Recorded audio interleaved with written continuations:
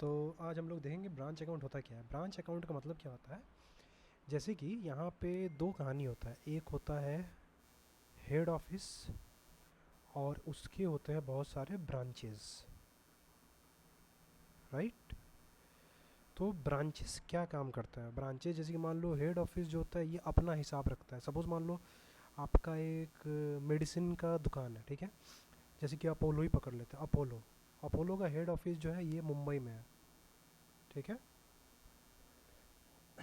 Apollo का head office Mumbai में है और इसके ब्रांचेस बहुत सारे हैं। अब तो बहुत सारे हैं, तो इसमें सपोज़ मान लो मैंने कोलकाता ब्रांच पकड़ा, तो अपोलो हेड ऑफिस में जो सामान रहता है, जाहिर सी बात है ये भी लोग परचेज सेल करता है, ब्रांचेस भी परचेज सेल करते हैं। लेकिन परचेस कहाँ से करते हैं, अगर ये कोलकाता ब्रांच वाला अगर खुद से परचेस करे तो इसे बोलते हैं इंडिपेंडेंट ब्रांच, ठीक है।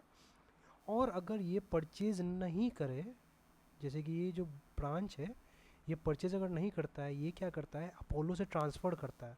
मतलब गुड्स सेंड, गुड्स को अगर सेंड करता है मतलब ये क्या हो गया, ये पूरी तरीके से डिपेंडेंट हो गया। किसके ऊपर डिपेंडेंट हो गया, हमारे हेड ऑफिस के ऊपर। तो जाहिर सी बात है हेड ऑफिस क्या मेंटेन करेगा, हेड ऑफिस सारे ब्रांचेस के अकाउंट मेंटेन करेगा अपना अकाउंट के साथ। तो ब्रांच अकाउंट हम लोग इसी को कहते हैं। तो ब्रांच अकाउंट में क्या होता है, हम लोग क्या करते हैं, अब सपोज़ मान लो ब्रांचेस अगर बड़े होते हैं तो वहाँ पे क्या होता है, हम लोग का मेन मकसद होता है प्रॉफिट निकालना। और main motive is to find out the profit और लॉस। तो ब्रांच का भी अलग होता है, ब्रांच का भी होता है और हेड ऑफिस का भी होता है। तो हेड ऑफिस और ब्रांच का क्या करता है, जो प्रॉफिट होता है दोनों को लास्ट में हम लोग क्या करते हैं, कॉन्सोलिडेट कर देते हैं, मिला देते हैं। तो यहाँ पे हम लोग देखते हैं ब्रांच अकाउंट का मेन मीनिंग क्या होता है। तो branch account is a system where separate accounts are maintain for each branch of a business. तो अगर मान लो ये कोलकाता ब्रांच है, फिर मान लो सपोज मान लो हैदराबाद ब्रांच हो गया, तो देयर आर टू टाइप्स और two branches of Apollo, Apollo clinic. तो अपोलो क्लिनिक का एक ये ब्रांच है और एक ये ब्रांच है। तो हिसाब से क्या होगा, यहाँ पे ये अपना अकाउंट्स मेंटेन करेगा, ये अपना अकाउंट्स मेंटेन करेगा। अगर खुद का अकाउंट खुद के मेंटेन कर रहा है तो वो हो गया इंडिपेंडेंट। और भी इंडिपेंडेंट कब, जब ये खुद से परचेज़ करे। और अगर ये खुद से परचेज़ नहीं कर रहा है, ये हेड ऑफिस से ही सारा सामान आ रहा है, तो ये हो जाएगा मेरा डिपेंडेंट ब्रांच, राइट। तो इससे क्या होता है, हम लोग का जो ब्रांच अकाउंट होता है इससे हम लोग को ट्रैक मेंटेन होता है। Reels helps track the performance and financial position of each location individually. मतलब सिंगल सिंगल यूनिट का, जैसे कोलकाता ने कितना प्रॉफिट कमाया, हैदराबाद ने कितना प्रॉफिट कमाया, ये ईच का हम लोग को पता चलता है कि हमारा फाइनेंशियल पोजीशन क्या होता है। नेक्स्ट क्या होता है, वाई ब्रांच अकाउंट। हम लोग ब्रांच अकाउंट क्यों करते हैं, जैसे कि मैंने बताया प्रॉफिट हर एक ब्रांच का जानने के लिए। हम लोग को ये चेक करना होता है कि कोई ब्रांच में कोई फ्रॉड ना करे, क्योंकि हम जाहिर सी बात हम लोग अगर ब्रांच खोलेंगे तो किसी को ऐसे ही तो बिजनेस नहीं दे सकते हैं। तो डेली बेसिस में होना, सेल्स क्या हो रहा है, अकाउंट्स क्या हो रहा है, वो मेंटेन करने के लिए, ताकि फ्रॉड ना करे वो लोग, इसलिए हम लोग ब्रांच अकाउंट बनाते हैं। To assess the financial position of each branch. हर एक ब्रांच का फाइनेंशियल पोजीशन मतलब क्या होता है, ब्रांच का जो बैलेंस शीट होता है वो हम लोग बनाते हैं, ठीक है। बैलेंस शीट बना के क्या करते हैं, हेड ऑफिस के साथ कंसोलिडेट कर देते हैं, मिला देते हैं। तो and to facilitate better decision making, जिससे कि हम लोग डिसीजन ले सके। जैसे कि मान लो कोई ब्रांच कम प्रॉफिट कमा रहा है, कोई ब्रांच ज़्यादा प्रॉफिट कमा रहा है, तो इससे ये पता चलता है कि हमारा ब्रांच एग्जैक्ट प्रॉफिट कितना अर्न कर रहा है, ठीक है। और उसके बेसिस पर हम लोग डिसीजन लेंगे कि इस ब्रांच पे फोकस करें कि नहीं करें। जैसे मैंने बताया टाइप्स ऑफ ब्रांच क्या होता है, एक होता है डिपेंडेंट और एक होता है इंडिपेंडेंट। तो डिपेंडेंट क्या होता है, does not maintain full accounting record, the head office जो होता है इसका अकाउंट देखता है। इंडिपेंडेंट ब्रांच करता है क्या, वो अपना बुक खुद देखता है। जैसे कि it's a kind of inter company, जो मैं इन फ्यूचर लेक्चर्स में मैं बताऊंगा इंटर कंपनी होता है क्या। जैसे कि इंडिपेंडेंट ब्रांच मतलब ये अपना बुक सब कुछ खुद देखेगा, कोई दरकार नहीं होगा। और ये हो गया फॉरेन ब्रांच, जो दूसरे कंट्री में होगा। अब उसके वहाँ के अकाउंटिंग स्टैंडर्ड, अकाउंटिंग स्टैंडर्ड का मतलब क्या होता है, इसको बोलते हैं एस, जो कि रूल्स एंड रेगुलेशन जो होता है इसके अंदर लेड डाउन किया होता है। And this rules and regulation has been propounded by institute of charter accountant of India. तो अकाउंटिंग स्टैंडर्ड अलग अलग कंट्रीज़ के अलग अलग होते हैं। हमारे कंट्री में ICAI इसको बनाते हैं, तो उसके हिसाब से वो लोग अकाउंट्स मेंटेन करता है, ठीक है।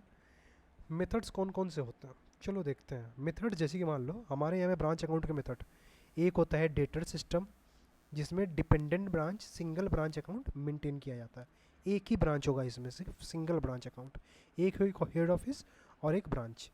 स्टॉक एंड डेटर सिस्टम में क्या होता है, ये थोड़ा और डिटेल होता है क्योंकि हमें स्टॉक भी देखना पड़ता है, separate set of stock, stock कितना है, डेटर कितना है, एक्सपेंसेस कितना हो रहा है, सबका अलग अलग हम लोग अकाउंट बनाएंगे कि ब्रांच में मेरे पास इतना स्टॉक पड़ा है, ब्रांच का मेरा इतना खर्चा हो रहा है, और डिटेल तरीके से, ठीक है। फाइनल अकाउंट सिस्टम क्या होता है, यहाँ पे इंडिपेंडेंट ब्रांचेस का इस्तेमाल होता है जहाँ पे पूरा फाइनेंशियल स्टेटमेंट को प्रिपेयर किया जाता है, ठीक है। मतलब ब्रांच में क्या करेगा, ये लोग अपना बैलेंस शीट वैलेंस शीट सब खुद बनाएगा, ठीक है। और होलसेल ब्रांच क्या होता है, ये goods are invoiced at a price above cost. Wholesale मतलब क्या होता है, जैसे कि मान लो एक होता है होलसेल, एक होता है रिटेल। होलसेल मतलब बल्क परचेज सेल पे डिस्काउंट होता है, एंड रिटेल मतलब क्या होता है, इनवॉइस प्राइस पे होता है, इनवॉइस प्राइस या फिर लिस्ट प्राइस। सपोज मान लो ये 100 रुपये में सामान खरीदता है और ये सामान इसको भेजा, मतलब 100 रुपये में भेजा नहीं, इसको बोला कि भाई हम आपको 150 रुपये में भेज रहे हैं, तो ये जो 50 रुपीज़ प्लस हो रहा है, that 50 rupees is my loading, ठीक है। This is the loading that has been attached with the price and had been send to the retail branch. तो ये हो गया होलसेल ब्रांच सिस्टम, इस पे हम लोग अकाउंटिंग करते हैं। तो जर्नल एंट्रीज वगैरह दिखा दिया है डिपेंडेंट ब्रांच का। डिपेंडेंट ब्रांच मतलब branch account debit to goods sent, cash sent होने से ब्रांच टू कैश, सेल्स होने से bank account debit to branch, क्योंकि ब्रांच डिपेंडेंट ब्रांच क्या करेगा, जो पैसा आएगा संग संग डाल देगा ज़्यादातर। What are the advantages, the advantages are better control, accountability होता है, इवेल्युएशन होता है, डिसेंट्रलाइजेशन में मदद करता है। जैसे कि मान लो हम लोग खुद से अपना काम नहीं कर सकते, हम लोग अपना काम किसी और को देते हैं, उसी तरीके से ब्रांच अकाउंट होने से डिसेंट्रलाइजेशन होने में मदद होता है। डिसएडवांटेज क्या होता है, कॉम्प्लेक्सिटी बहुत ज़्यादा बढ़ जाता है और वर्क भी बहुत ज़्यादा बढ़ जाता है, जिस इसमें एक और कहानी होता है डुप्लीकेशन ऑफ वर्क, राइट। अब ये काफ़ी इंपॉर्टेंट है, ज़्यादातर स्टूडेंट्स ये भूल जाते हैं, लेजर्स। ब्रांच अकाउंट मेथड में हम लोग क्या क्या लेजर बनाते हैं, जैसे कि डेटर सिस्टम में हम लोग क्या बनाएंगे, ब्रांच अकाउंट, ठीक है। यहाँ पे नॉमिनल, इसका नेचर क्या होता है, इसका नेचर होता है nominal account, right. Goods into branch account जो कि ट्रैक करता है मेरा हेड ऑफिस से कितना सामान गया नहीं गया ब्रांच में। तो एक होता है डेटर सिस्टम में हम लोग क्या बनाते हैं, branch account, goods into branch, cash और बैंक, और प्रॉफिट एंड लॉस अकाउंट, जिससे ब्रांच का प्रॉफिट पता चलता है। स्टॉक डेटर सिस्टम में क्या होता है, ब्रांच स्टॉक बनता है, डेटर बनता है, एक्सपेंसेस बनता है, ब्रांच एडजस्टमेंट, ब्रांच एडजस्टमेंट में सिर्फ लोडिंग जो प्रॉफिट मार्जिन होता है उसको हम लोग रिकॉर्ड करते हैं, and goods send to branch account, जैसे डेबिट ऊपर में जैसे हुआ, ब्रांच कैश अकाउंट और branch profit and loss account. Final account system मतलब इंडिपेंडेंट ब्रांचेस के लिए क्या क्या होता है, ट्रेडिंग अकाउंट होता है, profit and loss, branch balance sheet होता है, और सारा स्टैंडर्ड जैसे कि मान लो जो लेजर हम लोग ऊपर में बनाते हैं, purchase sale debtor creditor cash सब कुछ। और होलसेल में क्या होता है, होलसेल में हम लोग ब्रांच स्टॉक बनाते हैं, ब्रांच एडजस्टमेंट वही लोडिंग वाला, और branch data account and branch PL account. So these are the ledger we used to prepare under this system.